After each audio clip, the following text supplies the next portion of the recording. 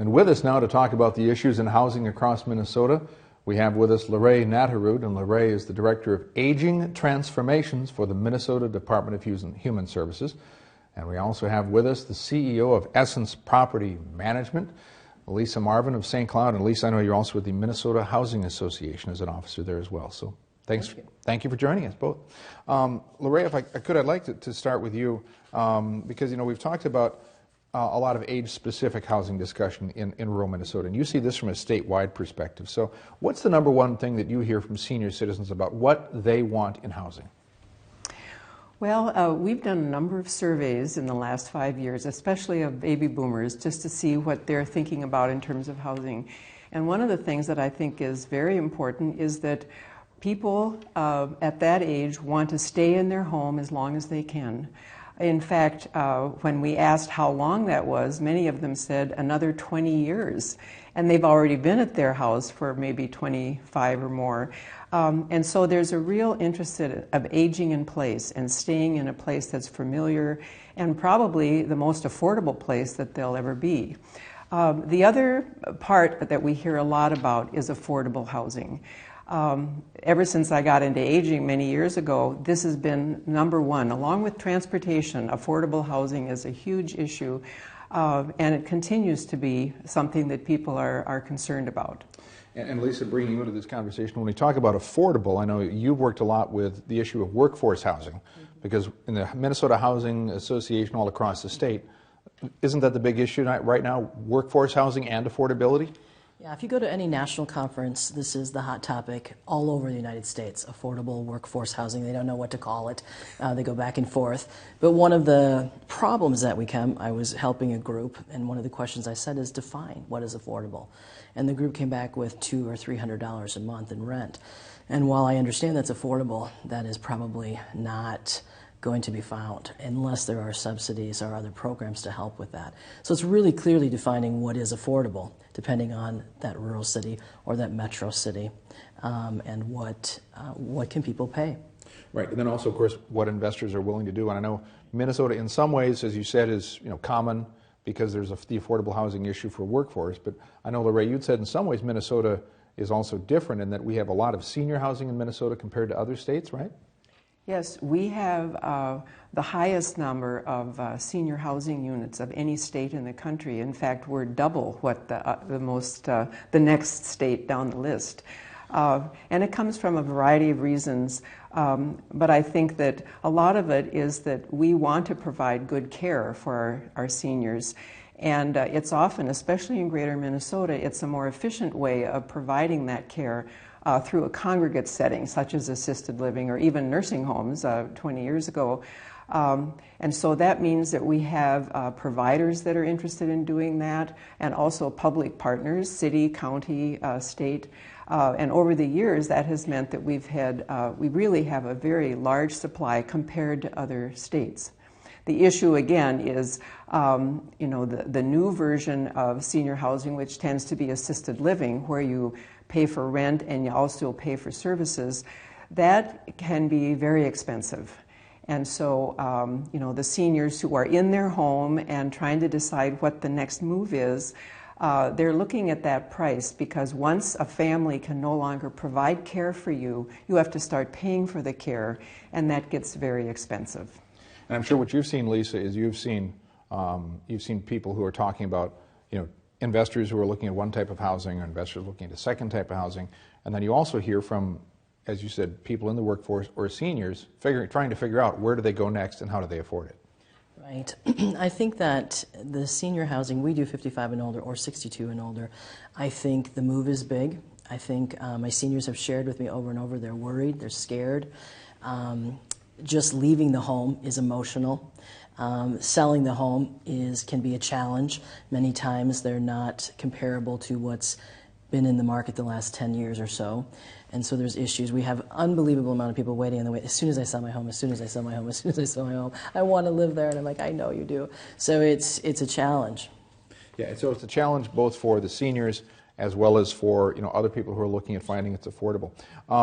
I know, Lisa, you also have been, you said you've been in this you told me during the break you've been doing this for more than 20 years. Yes. So big changes. So let's talk about What are the big changes that you've seen, and what do you think's coming next in the world of housing? Well, I think that a big change for us was the Supreme Court ruling on disparate impact, and it's how we do our background checks. Many cities, if not all cities, want us to provide safe housing, and they want to make sure that we give people the right to live there safely. So we do background checks. The new ruling has made it to that we have to really change how we have done that for a long time. Some of it might be good change. You know, how long ago did it occur? Will it really impact the safety of our residents? Maybe if it was 10 or 15 years ago, we could live with it. But maybe if it was in the last 2 years.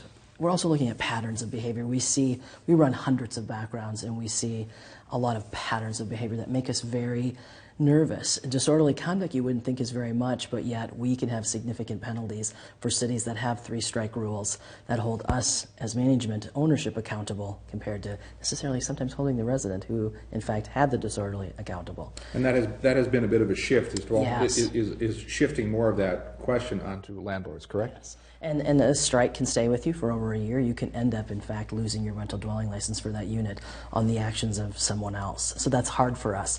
So then, of course, it makes us have good policy so that we put people in that have good rental history, that can pay their rent. When we went through a real difficult economic time, we had the highest receivables I've ever seen in my 20-some years.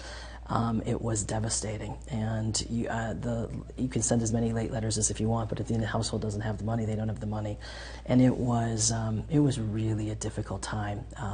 And so now that is improving, which makes us all. Economic improvement is good for everyone. It's good for everyone. People say to me, "Oh, I bet you hate that houses are selling." I never hate that houses are selling. Economic good times are simply good for all of us. And so people are moving different places, and that's all good.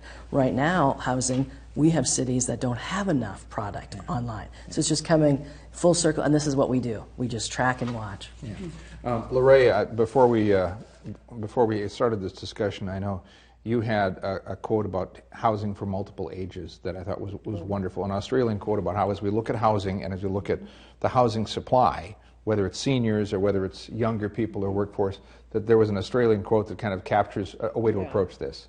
Yes, and I put it in our 2010 report. It says, if you build for the young, you exclude the old. If you build for the old, you include all, including the young. Because when you do accessibility and that sort of thing, it makes it easier for all groups to really use it. Yeah, and of course, as you look at at your job, the silver tsunami, we've heard so much about it and how the baby boomers affect the next wave in housing. I'm sure you're seeing some of the same things that Lisa is in terms of seniors who have these concerns or trying to find the right place and trying to make sure that it works for them. What do you think the trends are? Well, you know, I was thinking about this because we are probably going to see more assisted living built because there are still gaps, especially affordable assisted living, however you define affordable. But another interesting trend that we're seeing is the multi-generational living arrangement. This happened during the Great Recession because, you know, the millennials stayed in the basement because they couldn't afford something else. But now what's happening, there's the millennial generation is taking a look at the boomers, their parents, and there's more multi-generational going the other way, where they're having their elderly parents come in and live with them. And I think that has, you know, it's very interesting to see how that will affect even housing design and that sort of thing. The other thing that's starting a little bit in Minnesota, not as much as on the coast, but shared living and what we used to call the geriatric commune. People wondered when the boomers were going to go there, and it's not ever going to be a very big piece, but we're starting to see some attempts at having more shared living because housing is the most expensive part of a senior's budget, and if you can share that, it makes it easier. As we close out this discussion, I always want to let viewers know where they can go for more information because it's a big topic and we've just started to touch on it. So, LaRhae, particularly for seniors who'd like to know more about housing and housing ideas and suggestions, where should they go? Well, they can go to the Senior Linkage Line and just Google that and you'll be able to find the telephone number. The Minnesota Housing Finance Agency also has some really good reports on senior housing. Okay, Lisa, your advice? Well, I would tell them to try Housing Link. That will give all types of housing, so not only just our seniors, our families, our individuals, our professionals, and then your local real estate brokers and salespeople also really have a pulse and probably can help. Okay. Good advice, and I'm sorry we're out of time. So Lisa Marvin and LaRhae Knatterud, thank you for joining us on Compass.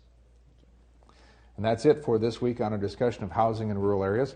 Our Compass producer, Laura K. Prosser, will take it from here and end this week's episode with the next installment of the Compass Literature Corner. Thanks for watching.